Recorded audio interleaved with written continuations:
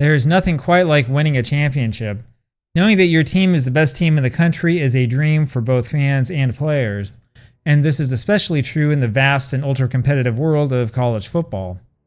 But the truth, whether you want to admit it or not, is that the concept of a national championship itself is kind of, artificial.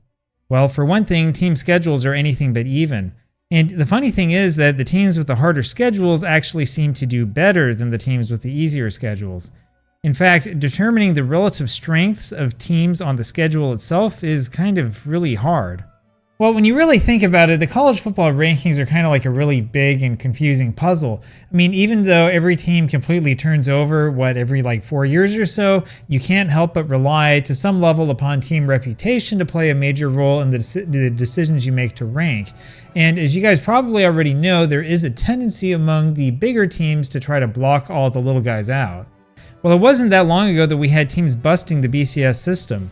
In fact, for a while, it seemed like we had a new BCS busting team every 2 years or so, and that's because that's the way it was.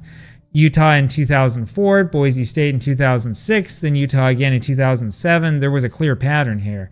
The current approach, of course, is the college football playoff. It's an idea, but it does feel artificial, and it puts far too much emphasis on the mythical national championship, in my opinion. But if you really want to understand this system, we've got to go way back to see how things came about. And that means going way back to the start of college football.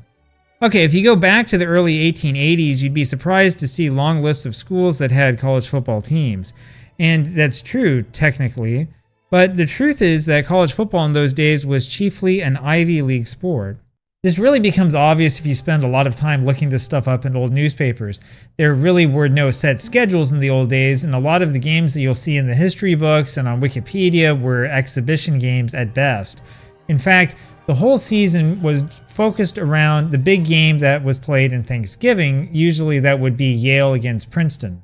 And of course, there was no such thing as a national championship in those days. So the first real championship controversy came about in 1884 when Yale and Princeton played to a tie at the old Polo Grounds in New York City. That game is listed as a scoreless draw, though it shouldn't have been. You see, Yale scored a touchdown and a conversion near the end of the first half, and then Princeton responded right away with a touchdown of its own, though it missed the conversion. That made the score 6-4 in favor of Yale. Oh, that's right, I forgot to mention this. Touchdowns back in those days were worth 4 points, and conversions afterwards were worth 2 points. And if you go back even further than that, touchdowns were worth 0 points, and kicking the ball through the uprights was the only thing that counted, 1 point. Anyway, the details of football scoring and how it changed over time is probably best for another video. Anyway, after the start of the second half, a fight broke out between a Princeton player and a Yale player. The Princeton player, named Wanamaker, was set off. The Princeton team was upset and refused to continue playing unless the referee was replaced. Finally, after about 35 minutes, the game resumed. Then the game was eventually called at 5 o'clock before it was supposed to have ended because of darkness. And that's only where the controversy began. So Princeton had at some point in time scored a field goal, which was worth 5 points back in those days, but the referee didn't know if he should count it or not. Well, if you think referee decisions today are bad, you have no idea. This was an unmitigated disaster. And so in the end, the compromise decision was to declare the game a draw. And so it goes down as a scoreless tie, even though both teams actually scored. As a result, the Yale and Princeton teams split the so-called national championship in 1884. But I really need to make something clear here. So back in 1884, there was no such thing as a national championship. It didn't exist. Nobody talked in that way. And there was no concept of a national championship. You see, the championship is entirely a modern creation, and it's something that many American football historians have gone back in time to create. You see, the truth is that American football is really just an extension of the old English schoolyard game of football.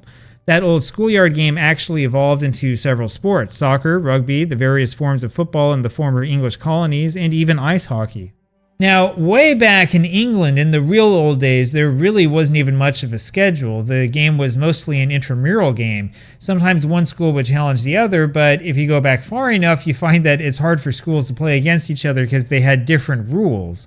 And it really wasn't until 1871 that there was a massive competition to determine the English champion, and that was for soccer, by the way. And England's first professional football, that is, professional soccer league, wasn't formed until 1888. So what I'm saying here is that there really wasn't a ton of precedence for a league structure for college football. The game existed for a long time with the same school challenge system that prevailed in England back in like the 1810s, 1820s, and before. And anybody calling themselves the champion was really just engaging in rhetoric. Now, if you go back to the late 1880s, you can see the start of college football conferences, sure. But for the most part, the major college football teams of America were not part of conferences. So, for example, nobody considers Colorado Mines to be potential national champions in 1890, even though the team went undefeated. That was the year that Harvard had its famous 11-0 squad, its first ever championship team. Harvard's highlight was a 12-6 win over Yale. That was Harvard's first victory over Yale since 1875, or since before Walter Camp's modification to the old rugby game. And by the way, those early days of football are really where the mythical undefeated national champion idea came from. And of course, there was controversy after controversy, especially when you had two strong teams that both wound up being undefeated. Well, take 1894, for example. Yale went 16-0 and outscored its opponents by a total of 485-13. Penn, meanwhile, went 12-0 and outscored its opponents 366-20. So both of those teams beat Princeton and Harvard by pretty large scores, and Yale and Penn didn't face each other at all during the season. Now, frankly, there's really no good way to decide between the two teams, and so the 1894 championship is whichever team you like better. Of course, conference play eventually started to develop, though that was really slow. For example, the Western Conference was formed in 1896, and that was the ancestor of today's Big Ten. Well, the nice thing about conference play is that you could, in theory, have a balanced schedule. That didn't happen a lot in the early days, though. In fact, there were a lot of times where two teams from the same conference would still never meet for whatever reason. Anyway, there were still always problems when you tried to compare teams from different conferences or when you involved the so-called independent schools. So Yale went 10-0 in 1905, beating its opponents by a combined 227-4 in a dominant season. But that same season, the University of Chicago, which did have college football once upon a time, went 11-0 and outscored its opponents by a combined 271-5. Now, Yale's crowning victory that season was a 6-0 win in Boston against arch-rival Harvard. 5 days later, Chicago crowned its season with a 2-0 victory at home against Michigan, the other undefeated team in the Western Conference. So, which team gets the title? I mean, even when you compare their schedules, they look really similar. Yale had big wins against Harvard and Princeton, though neither team was undefeated at the time, and Yale also had weak wins against the likes of Springfield Training School and Columbia. Chicago had really close wins against Michigan and at Wisconsin. It also smoked lesser teams like Illinois and Purdue and started the season off with a game against North Division High. You hear people complaining about this problem all the time today. There's teams that will schedule the FCS teams or even Division II schools. And, the thing is, this is a problem. This has always been a problem. In fact, the more that you look through the schedules of legendary teams, especially before World War II, the more that you will see this exact issue. Take the famous University of Hawaii team of 1924, for example. That was one of the two wonder teams of Hawaii. They went 8-0 and outscored their opponents 185-12. However, if you look at their schedule, they only had two college-level opponents all season. Most of the teams they played against were high school teams or weak military sides. Their first big win was against Occidental on December 6, which was after most schools in the U.S. had finished their schedules. And the second was a bowl victory against Colorado on January 1, 1925, played in Hawaii, of course. Now, that Colorado game was big. Colorado had 8 victories and 1 tie in 1924. It's not like Hawaii was playing nobody. Well, sort of. Colorado's schedule in 1924 was actually really weak, and the draw game was a 0-0 tie against a pretty weak Denver team. Anyway, in 1925, Hawaii repeated the undefeated season, going 10-0 and scoring 421 points while allowing only 17. That's impressive until you realize they beat the 11th Field Artillery 68-0, the Hawaii National Guard 86-0, and the Helani Athletic Club 74-0.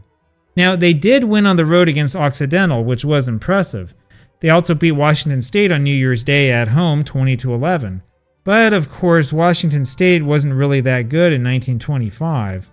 Of course, to Hawaii's credit, there was no flight to the island back in 1924 or 1925, so you had to schedule the game out at least months in advance, and the sea voyage would take a certain amount of time, and you had to give the visiting team a little bit of time to become acclimated before you could play the game. We tend to overlook that part, but the question still remains, could you really consider Hawaii's Wonder Teams to have an argument for the national championship in those years?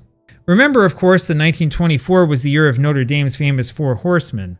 Notre Dame's biggest games in its undefeated 1924 season were probably its wins against Army and Princeton. And while Hawaii was beating Colorado, Notre Dame was at the Rose Bowl beating Stanford. Anyway, we tend to underestimate just how important the Rose Bowl was to that concept of national champion in football. Well, I mean, think about it. Michigan finished off its undefeated 1901 season by smashing Stanford in the first tournament East-West football game. Meanwhile, Harvard went undefeated, including beating an undefeated Yale team 22-0 on the last game of the season. But Michigan is usually thought of as a national champion. Now, Harvard kind of had its revenge when it ended an undefeated 1919 season with a close 7-6 victory over Oregon in the Rose Bowl. And of course, there are some who argue that Harvard was the national champion that year. Well, and on we can go. There was something about that big East-West championship game that made people feel like the winner was the true champion. And the focus on the concept of the big game ended up lasting for quite some time, even when the big game wasn't a bowl game. In fact, 1946 is probably the most famous example of this. That's the year that Notre Dame and Army played to their famous scoreless draw at Yankee Stadium. Most people give Notre Dame the national championship edge, despite the obvious fact that the two teams played to a draw, fair and square. Never mind the fact that Notre Dame spent most of the season beating up against weaker opposition.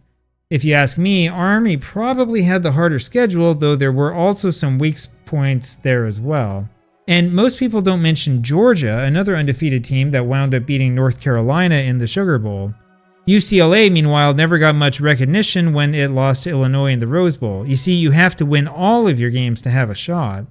Well, as the sport has developed in the years since, we've seen more and more emphasis placed on this concept of national champion. But there are some obvious issues that have never really been fully addressed. Though conferences have gradually grown stronger, teams for the most part can still schedule their non-conference opponents themselves, and there honestly is not much incentive for teams to schedule difficult opposition. It feels like we see fewer major games across conferences than we once did. And of course, the playoff itself feels strange. It's almost like we're rewarding teams for playing in weaker conferences. Now the thing is, when you really get down to it, college football has always been a regional sport. This whole national champion idea really was a myth from the beginning. It's something that honestly was created by the press and was that way for more than a century. Unfortunately, though, these days the idea of regional supremacy is gone, and so now even the best season seems like a shame if you didn't win the big title in the end.